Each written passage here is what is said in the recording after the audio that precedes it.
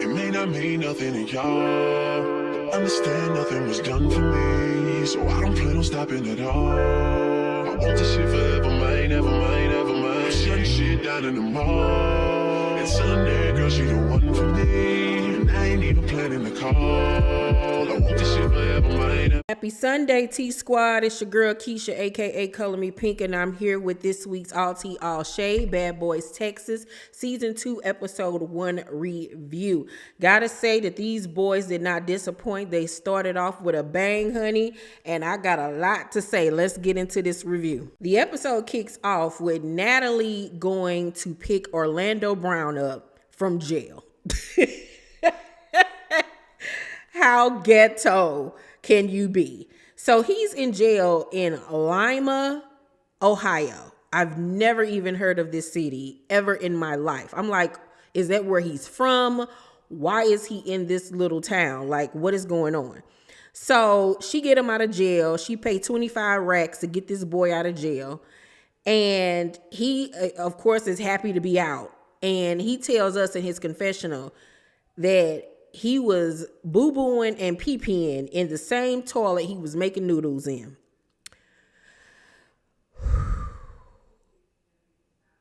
Let that marinate in y'all soul that this man admitted to making noodles in the toilet, first of all. But then add the fact that he was making noodles out of a toilet, the same one that he boo-booed and pee-peed in. Baby, let me tell you something.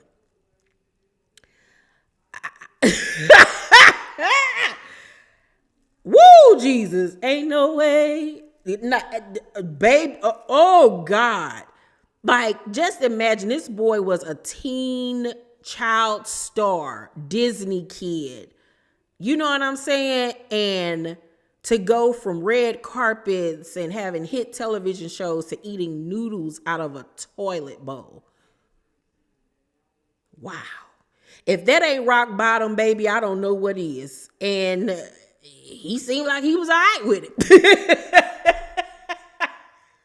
I don't even know what to say, child. So he got to go get an ankle monitor. He go talk to his lawyer. They didn't make him do any drug tests, and I'm like, why not? But they had him, he had to do a mental assessment. And I'm shocked that he passed that son of a gun, because that man, you know what? I'm not surprised that he passed it, because he still is cognizant of what's going on in his life. Does he have issues? Of course, but he's not dumb or crazy at all. You know what I'm saying? I think that he just suffers from whatever addictions. I know that he was allegedly like on meth or whatever the case may be. It's just sad to see how he's fallen, but the nigga's still funny. He's still funny. He had me hollering this whole episode. And in the beginning, though, I'm going to be real with y'all. Like, I was uncomfortable watching this. Like, I kept on looking away from the television because I didn't want to see it, because I was so uncomfortable. Like, what is happening here? Like, I'm watching Orlando Brown get escorted out of jail. The lawyer telling him, we'll talk after you take a bath. He tried to act like the man didn't stink, but obviously he stank enough for him to say, you know what? Let's continue this tomorrow after you've washed in between your legs. Child, I'm done. But Zeus hooked him up with a place to stay that night. Gave him a change of clothes. They gave him a Zeus jogging suit, child, because obviously he had no clothes. But come to find out that the reason why he was in Lima, Ohio, is because he was supposed to be out there shooting a movie, but he got into it with the director, and that's who pressed charges against him. I'm like, what happened on the movie set, Jesus? Like, Orlando, what is happening? But he made it do what it do, child. I guess. I wonder, the money they paid to get him out of jail, was that money taken out of his fee for being on the show? Does he have to pay that back? Like, how does that work? So him and Natalie end up taking a private jet to Houston to meet up with the other bad boys. They get there and the guys are filming their promo shoot. Everybody's dressed to impress in all black, got their jewelry on. Now, I don't think that the jewelry was real on everybody except for like Jonathan chains and stuff was probably real, maybe Anthony's and Chef D, but the rest of them guys, I 100% believe that the stylist put them in fake chains. So Natalie comes to visit the guys after they get done rapping, and she step off the bus, child, looking like a dusty Power Ranger. Baby, everything ain't for everybody, and I need for Natalie to accept the fact that her body has changed over the years. You know what I'm saying? And everything ain't for everybody. Natalie already shaped funny as it is. And that silver fake Mugler outfit was just a no, absolute no. She looked like she got that from the flea market for $10. And then she didn't even have no heels on with it. She just threw on some slides, child. I'm like, Natalie, you supposed to be getting to the bag. Girl, a coin bag, a coin purse. So they introduce all the guys. And of course, like I said, we got Orlando Brown. Then we got Raz B from B2K. And, he brings up in his confessional, how he was, went through some things when he was younger, referencing what happened with him and the manager, with the alleged, touchy. And I'm like, here we go. This is why I said this was not a good idea for this man to be on this show, because he's suffering still and has not fully healed from what happened to him in his past. And I could already see like some mental breakdowns with this guy. Then we got Kirion. He's returned, and his moniker this season is that he's Texas tough or Texas steel hard. I don't know, because you remember he got punched and he was able to take that punch, I guess, child. Anthony Uncensored is back. Anthony is so cute. He's a good-looking guy, but I need for him to leave his face alone. Leave your face alone, child, before you get to looking like Cat Lady, okay? Then you got Mo City JB. Baby.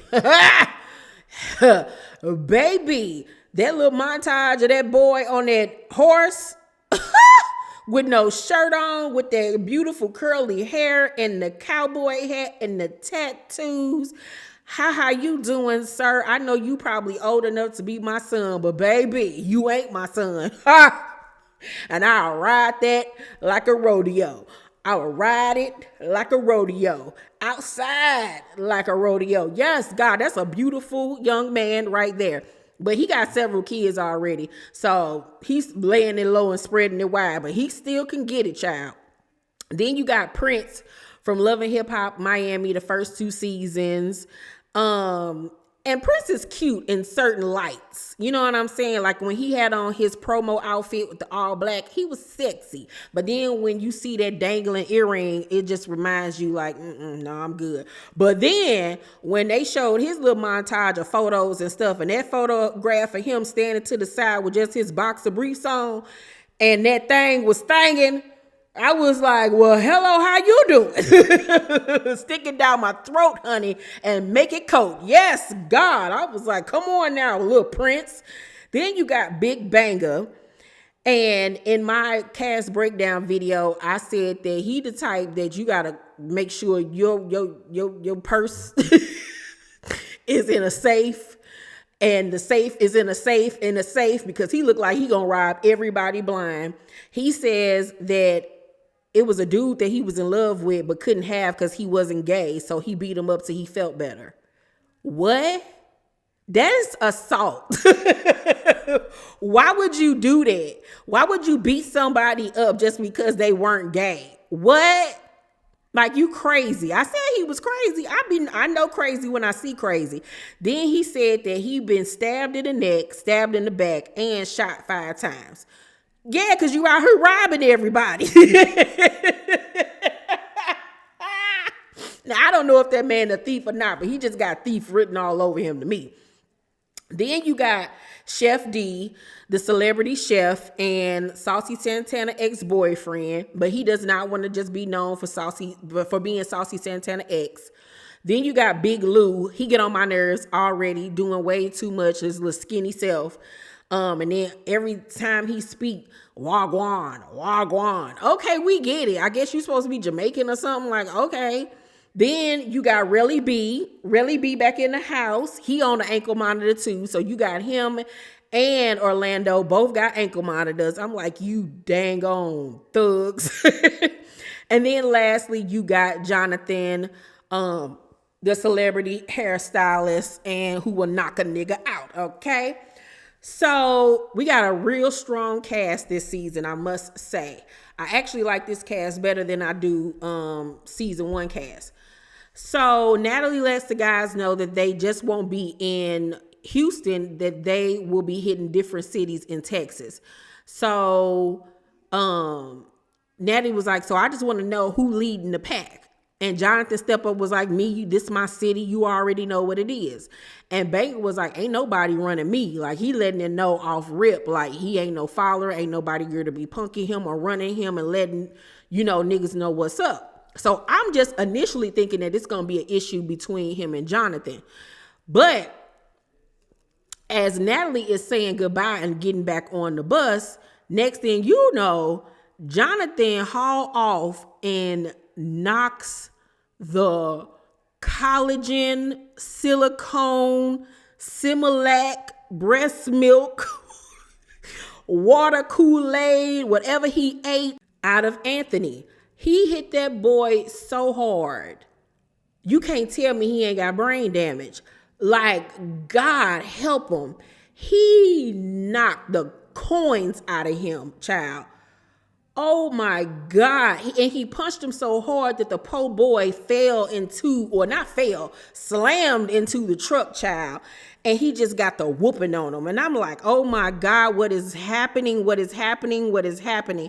And it goes back to what I told y'all on my Bad Boys behind the scenes video or something I was talking about last week.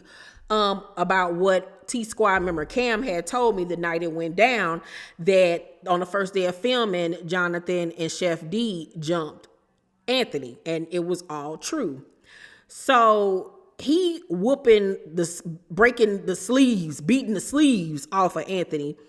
Anthony fighting back though, gotta give it to him. And here comes Chef D jumping in from behind swinging. And I'm like, where your big ass come from? And why is you fighting him while he already fighting somebody else? That's jumping. Like, what are you doing? You too big for all of that. Like, you just big and wrong. Like, So Orlando and his confessional talking about some, what the fuck?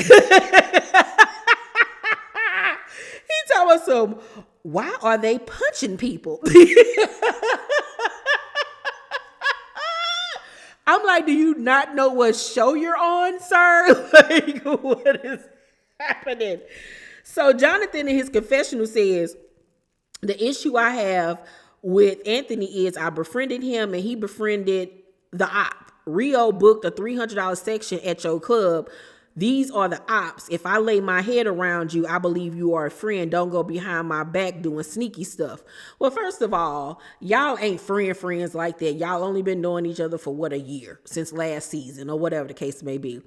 And that man own a business. You think he about to turn down business because you don't like somebody? Grow up, Jonathan. You just want to have a reason to fight that boy or whatever the case may be. Like, that's silly. It's silly as hell. If he want to be friends with that man, let him be friends with that man. Just keep him from around you. Now, it'll be one thing if he was talking all cash shit about Rio and then, grinning up in his face or whatever. But even if that was the case, that's still his business, and now you just know that he fake. But you can't be fighting that boy just because he allowed that man to come spend his money in his establishment. The fuck is you talking about? Come on now. That's just like you not doing somebody. So you mean to tell me if Anthony didn't like one of your clients, one of your celebrity clients, he ain't like her. And because y'all friends, he feel like you shouldn't do her hair. You not going to do her hair? Please. You're going to be looking at him like he crazy. Child, get out of here. So Anthony in his confession was like, nobody's gonna tell my grown ass how to run my business. You can't pay bills on friendship. Sure can't. And he was like, and for the other sissy to hit me from the back just shows how much of a bitch you are. And I agree. I agree with everything that Anthony had to say.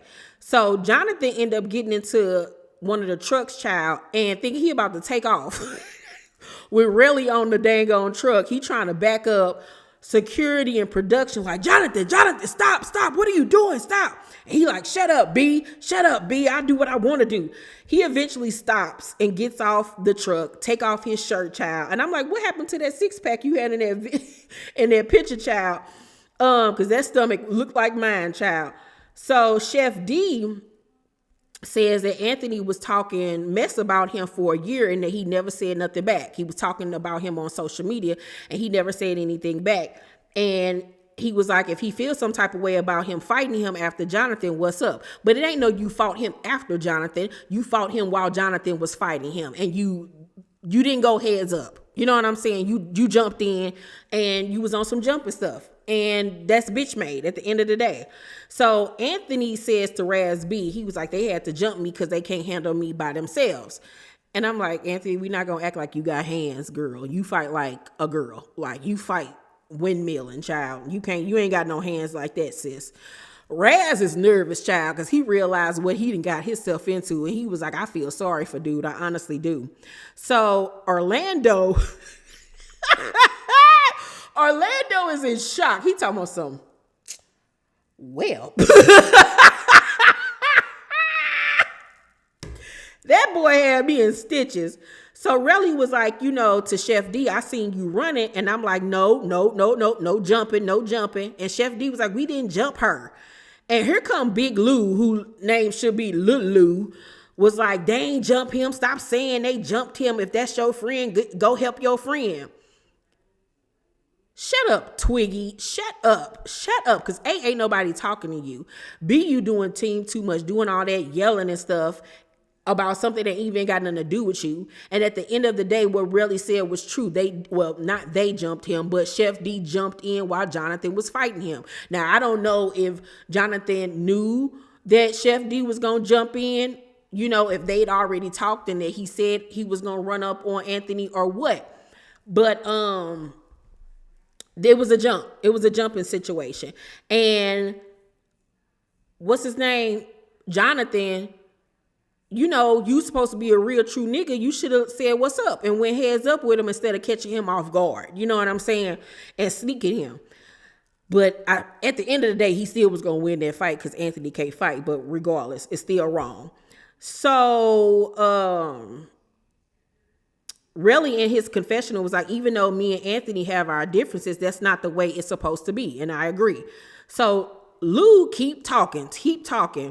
And Banga in his confession was like, I don't like seeing a whole bunch of people jumping on one person. He was like, and I'm going to address that later on. So Anthony in his confessional was like, I never would have thought that the big bad wolf would have snuck me. So Lou go over and dap Jonathan up and talking about some, yeah, they talking about you jumped him, really like y'all jumped somebody. I'm like, y'all ain't jumped nobody. So really heard his name and go over to see what's good. And he was explaining himself. Lou steady getting loud and stuff, yelling and trying to make a scene and trying to have a moment. And then he pushes Relly in his chest. Relly get the binking him real quick, honey. Tossed him up real quick. And I was like, thank you. Because I don't like this little boy. He doing the most. And he loud and wrong at the end of the day. And then when I saw the clip for next week episode, when Chef D and Anthony gonna bang it out, I'm like, Chef D, so you mean to tell me you this big for nothing? He big like old girl from last season of Jocelyn's Cabaret, that big tall girl that she called EJ Johnson that couldn't fight worth a lick. Chef D can't fight worth a lick. That's why he ran up while Jonathan was fighting that boy first, because he can't fight. He big and strong and wrong. Just a disappointment. I'm so disappointed in you. You talking like you straight up got hands and up here windmilling. Girl, if you don't get somewhere and go make me some collard greens and macaroni and cheese, boy, bye. overall, I'm going to give the season premiere of Bad Boys Texas an A. It was highly entertaining. I cannot wait to go back and watch it again because it was funny as I don't know what. Y'all let me know what y'all thought about the season premiere episode. What did you guys grade it? What was your funniest moments? What did you guys think about Jonathan sneaking Anthony? Do you think it was a sneak? Do you not think it was a sneak? Do you think Chef D was wrong for jumping in? Do you think it was jumping? Let's talk about it down below in the comment section, you guys. Make sure to thumbs up this video, like and subscribe, and hit that notification bell button. I love you guys, and I'll see you on the next video. Bye.